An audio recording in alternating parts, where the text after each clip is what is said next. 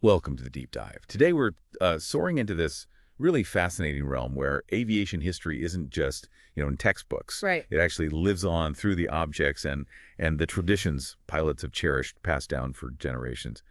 You've shared a really compelling set of sources. Mm-hmm. Each gives a unique view, and I'm keen to, see what they reveal when we weave them together. Absolutely. It's quite a mix we have here. I mean, everything from actual tangible pieces of the past Yeah. to these deeply ingrained cultural things. We've got articles on recovering artifacts from that 1958 crash. Right, the Canadian one. Yeah, and insights from the National Air and Space Museum, that overview of WWII wings and badges. Oh, yeah, the iconic ones. Definitely. Plus personal stories from Reddit about family heirlooms, many aviation related.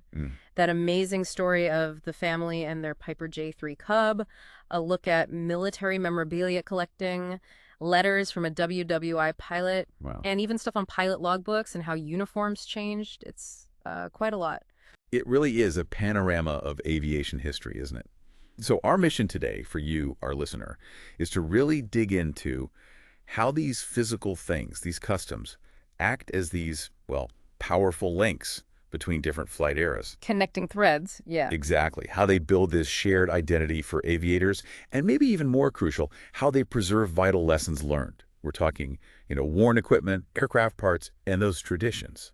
Challenge coins, cutting the shirt tail. The first solo, right. Right. It's all a tangible link to the history, the culture.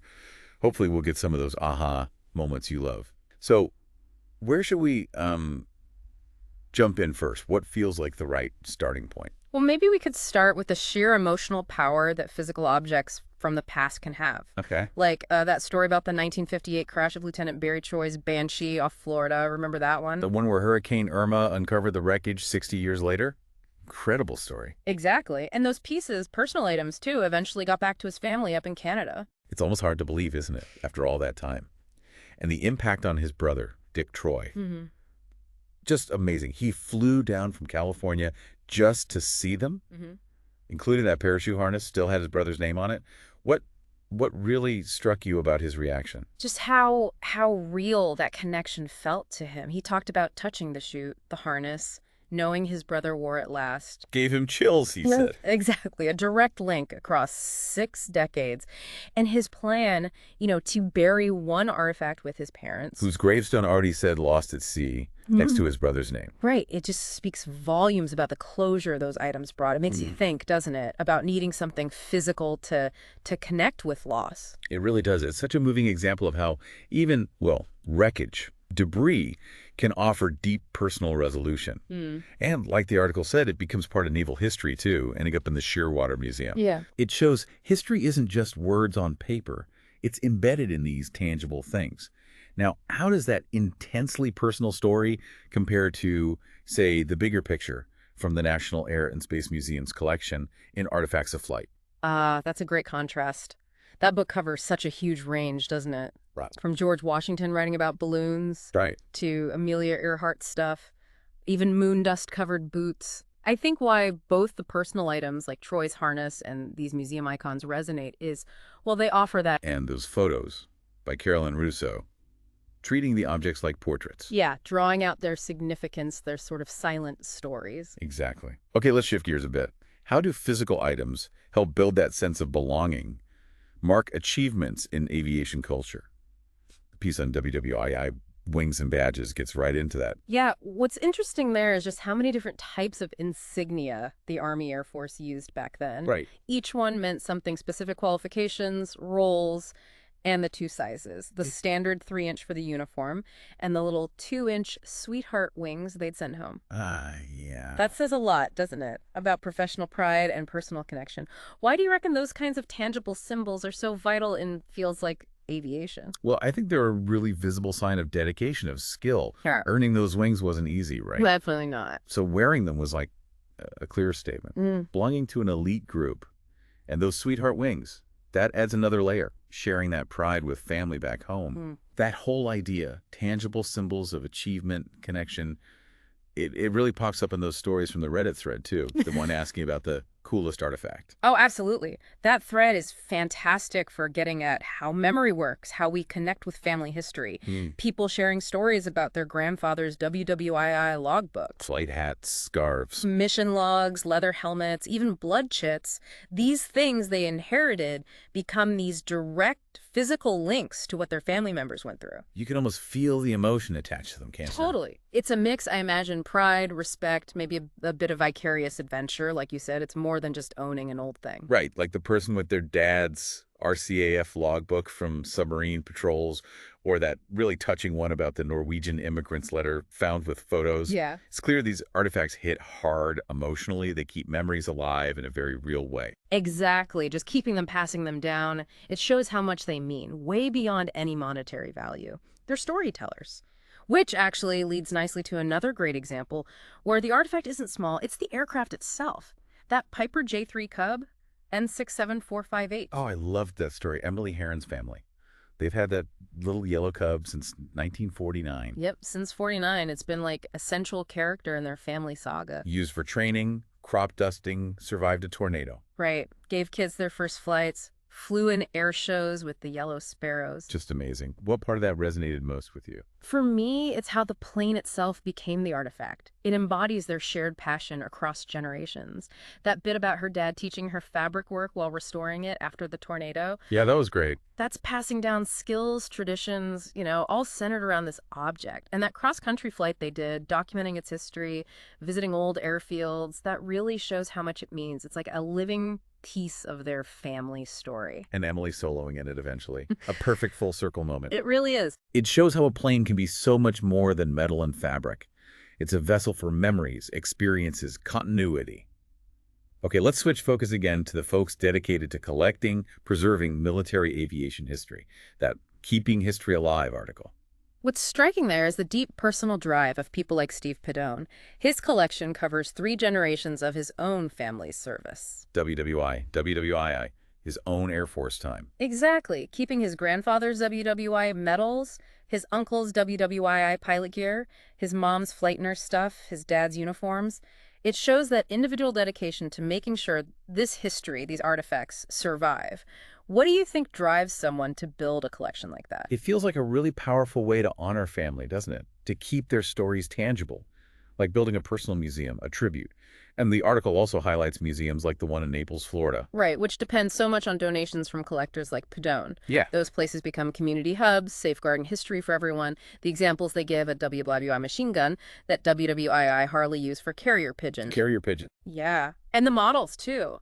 Those detailed ship models by Richard Heinrich, Kent Weston's 100-plus model planes, all donated for education. It shows a wider commitment. It really does. It's not just families wanting to remember.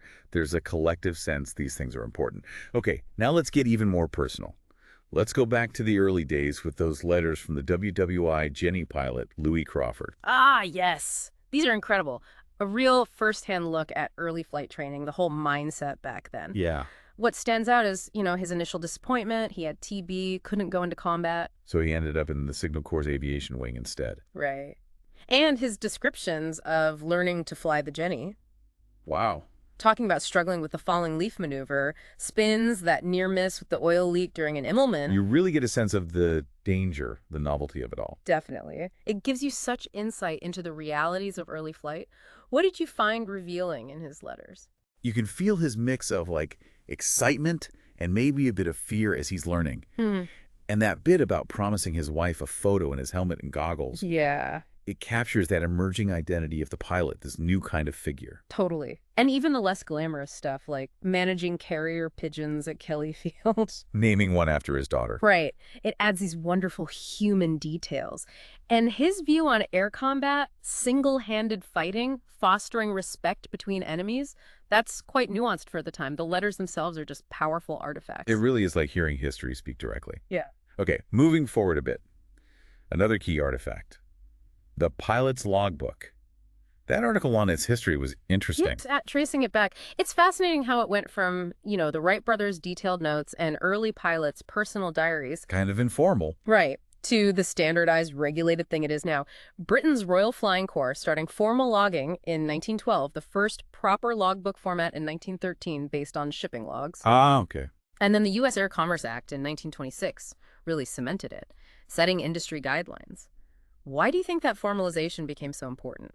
Well, I guess as aviation grew, especially commercially, you needed a standard way to track experience, qualifications. Exactly. It had to be more than a personal diary. It became a crucial professional document. Safety, too, probably. Mm-hmm.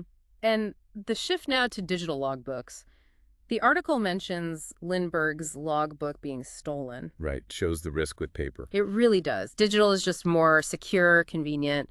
But whether paper or digital, the logbook is still that continuous record of a pilot's whole career, right? Full of memories, milestones, crucial for moving up. It's a tangible record of their life in the air. Yeah. Okay, last piece of the puzzle. The look.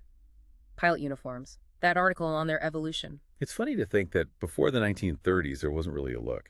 Pilots just wore practical stuff, like those WWI bomber jackets. Pretty much. Then Pan Am stepped in 1931. That was the big turning point. They went for that naval style. Yeah, heavily influenced by naval officers. Black trousers, jackets, braided cuffs for rank, the hats. They really set the mold. And as the article says, the basics, hat, trousers, insignia, dark color, they've stuck around. Why do you think that particular style has endured so long? I think it just projects authority, professionalism, tradition, maybe. It looks sharp. And the insignia, the bars on the shoulders or sleeves, clearly showing who's captain, first officer, it creates that immediate visual order. The hierarchy. Even allowing the occasional embroidered bomber jacket adds a bit of personality within the rules. Right. It all makes pilots instantly recognizable. So the uniform itself has become this significant visual artifact representing the profession's history and structure. So wrapping this all up, you really get a sense, don't you, of how aviation heritage is kept alive through just this amazing range of artifacts, big things, small things, from those heartbreaking pieces of wreckage, giving a family some peace, to a beloved family cub flying through generations. Those detailed logbooks, even the uniforms, they're all tangible links to the past. And it's not just the objects, is it? It's the traditions, too. Challenge coins, building that team spirit, cutting the shirt tail after a first solo. Right. These customs really enrich the culture, strengthen that sense of community. These artifacts, they really are more than just old stuff. They're storytellers. They whisper about courage, innovation, sometimes loss, always triumph. Yeah. They connect today's pilots and enthusiasts like you listening to the pioneers who first took to the skies. They remind us of the human side of all the technology, that passion behind the dream of flight. Which leads us to a final thought for you, maybe something to chew on. As technology keeps racing ahead, more digital records, maybe very different ways of flying personally, what will be the artifacts that future generations cherish? Good question. And what new traditions might pop up to carry that spirit of flight forward? You know, how might the digital world change the physical ways we connect with aviation's history? Something to think about.